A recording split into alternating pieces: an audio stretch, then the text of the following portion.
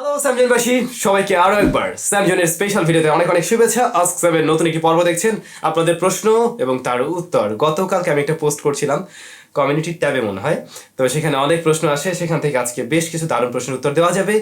আর বিশ্বকাপ শুরু হচ্ছে, কার মধ্যে কেমন কি উত্তেজনা কাজ করছে অবশ্যই কমেন্ট করে জানাবেন। আর কে কোন দলের সাপোর্টার আরো একবার জানাতে পারেন। তাহলে আর দেরি না করে সরাসরি চলে যাওয়া যাক কমেন্ট সেকশনেই।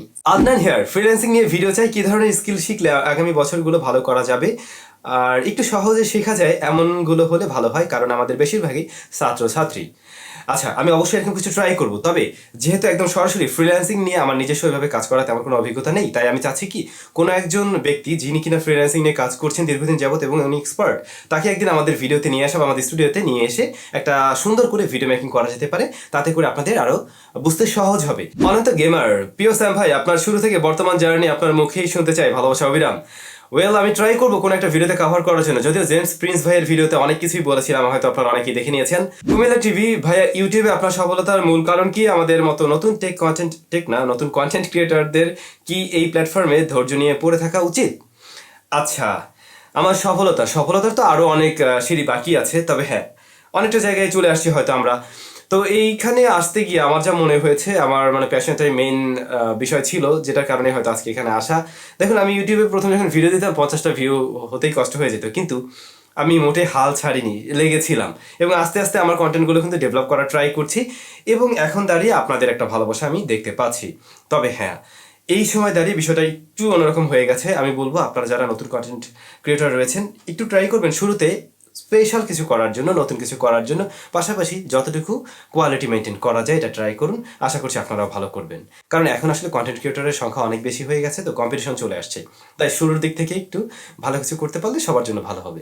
গেমার তারেক ভাইয়া, প্রশ্ন অনেক করছি কিন্তু কোনো রিপ্লাই পাই নাই, তো আজকে আমার প্রশ্নটা হলো 2023 সালে এসে Samsung Galaxy note 20 ultra 5G বা আইফোন 12 প্রো ম্যাক্স কোনটা ভালো হবে? Love from Jamalpur. আগে আপনি ডিসিশন নিন, আপনি আইওএসে যাবেন নাকি আপনি অ্যান্ড্রয়েডে ইউজ করতে চান। তো এই ডিসিশন যদি নিয়ে ফেলেন, দেন আমি বলতে পারি নোট 20 আলট্রা এই যে চলছে, কিন্তু বেশ ভালো চলছে। ইভেন গত পরশু দিন দেখলাম অ্যান্ড্রয়েড 13-এর আপডেট আসলো, সো বলা যায় একদম আপডেটেড এখন আমি। আর যদি আপনি 12 প্রো ম্যাক্সের কথা বলেন, ডেফিনেটলি ওটাও যথেষ্ট ভালো ফোন, সো ওটাকেও চয়েস করা যেতে পারে। এমডি জিহাদ, প্রসেসরের সাথে ন্যানোমিটারের সম্পর্ক কি, থাকলে কতটা কার্যকর একটু বলবেন? প্রসেসরের সাথে ন্যানোমিটারের সম্পর্ক রয়েছে। আমরা যখন একটা রিভিউ করি তখন বলি এই প্রসেসরটা 6nm এর, এইটা 12nm এর, এইটা 4nm এর।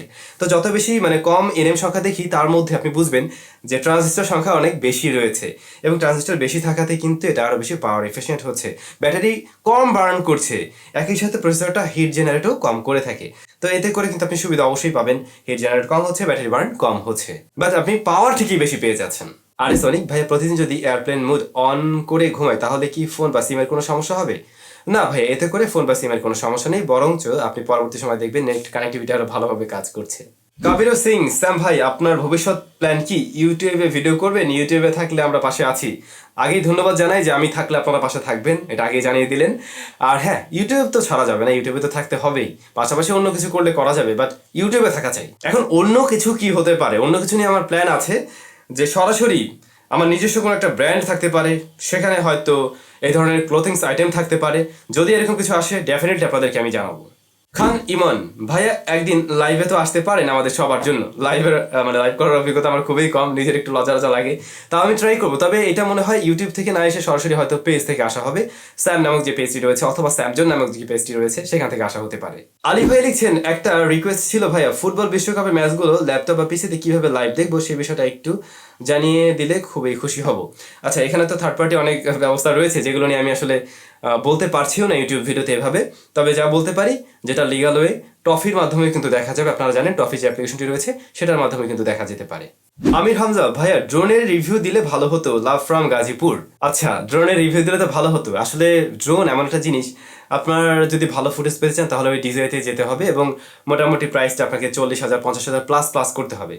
তবে কম দামেও কিছু ড্রোন পাওয়া যায় 20,000 30,000-এর মধ্যে, যেগুলো খুব আহামরি হয় না। আমি এই বাজেটের বেশ কিছু ড্রোন মানে দেখছি এই মুহূর্তে, তো এর মধ্যে যেটা একটু ভালো হয় আমি ট্রাই করবো ওরকম কিছু কভার করার জন্য আর কি। আয়ান ভাই লিখছেন, ভাইয়া অনেক ফোনেই দেখতেছি সাউন্ড 80%-এর উপরে গেলে সাউন্ড ডিসটরশন হয়, 100% ভলিউম দিয়ে শুনলে স্পিকার বা ফোনে কোনো সমস্যা হবে? আসলে একদম ফুল ভলিউমে গেলে অনেক স্পিকারেই ডিসটরশন দেয়। ভলিউম লেভেল মানে যে লেভেলে দিতে পারে স্পিকারটা ওইভাবে কম্পোর্ট করতে পারে না, তখন গিয়ে হয়তো ডিসটরশন চলে আসে বা স্পিকার কোয়ালিটিও ওই লেভেলের হয় না। তো আমার মনে হয় সাউন্ড একটু কমিয়ে শোনাই ভালো। দীর্ঘদিন যদি আপনি একদম ওই ফুল ভলিউমে শুনতে থাকেন তখন দেখবেন যে একটা সময় পরে ওই স্পিকারগুলো থেকে লো ভলিউমেও ডিসটরশন চলে আসে। ইয়ার এফএফ লাভ ইউ ভাইয়া, এই সময় এসে প্রিয়ন্ট বক্স ছাড়া ফ্ল্যাগশিপ ফোনগুলো কেনা কি বুদ্ধিমানের মতো কাজ হবে? প্রিয়ন্ট ফোন কেনা যেতে পারে। ইভেন আমি আমার এই ফোনটা কিন্তু প্রিয়ন্ট নিয়েছিলাম। তো নেওয়ার সময় আপনারা ওই যে সব থেকে নিচ্ছেন সেখানে কোনো ওয়ারেন্টি প্রোভাইড করছে কিনা, ওয়ারেন্টি দিলে সেভাবে নেবেন। আল সঞ্জিত ভাই, এলসিডি ডিসপ্লের বদলে অ্যামোলেড ডিসপ্লে লাগানো যাবে? না ভাইয়া, যে ফোনটাতে এলসিডি রয়েছে ওটাতে আপনি এলসিডি সেট করতে পারবেন, অ্যামোলেড সেট করতে পারবেন না। টিএস কিং স্যাম স্যার, স্মার্টফোনের ক্যামেরা লেন্সের সাইজ বড় হলে কি পিকচার ভালো আসে? এর ব্যাখ্যাটা জানালে উপকৃত হতাম। আচ্ছা স্যার, তো বলাটা কেমন হয়ে গেল, ভাই বললেই ভালো। ক্যামেরার সেন্সর যদি বড় হয়, লেন্স না আসলে সেন্সরের বিষয়, সেন্সর যখন বড় হবে তখন দেখবেন যে লো লাইটেও অনেক ভালো রেজাল্ট পাচ্ছেন। তারপর এই যে লেন্স সেন্সর বড় হওয়ার ফলে দেখবেন যে বোকেটা, ন্যাচারাল যে বোকেটা সেটা আমরা আরো বেশি দেখতে পাই।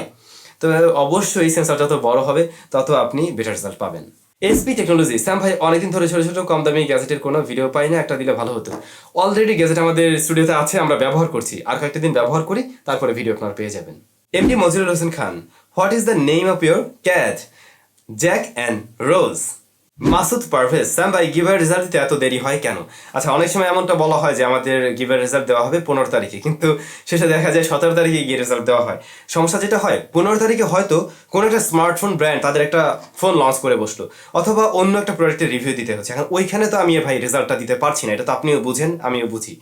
আমি এই রেজাল্টগুলো দিতে পারি আমার নিজস্ব যে একদম ভিডিও, যেমন ধরুন এই যে আস্ক স্যামের ভিতরে বা টেক নিউজের মাঝে, অথবা আপনারা বললে এখন থেকে আমি আর এই ইউটিউবে কোনো রেজাল্ট দিব না, সরাসরি ফেসবুক পেজে দিয়ে দেওয়া যায়, একদম যেদিন দেওয়ার কথা ওদিনই দেওয়া যাবে সেই ক্ষেত্রে।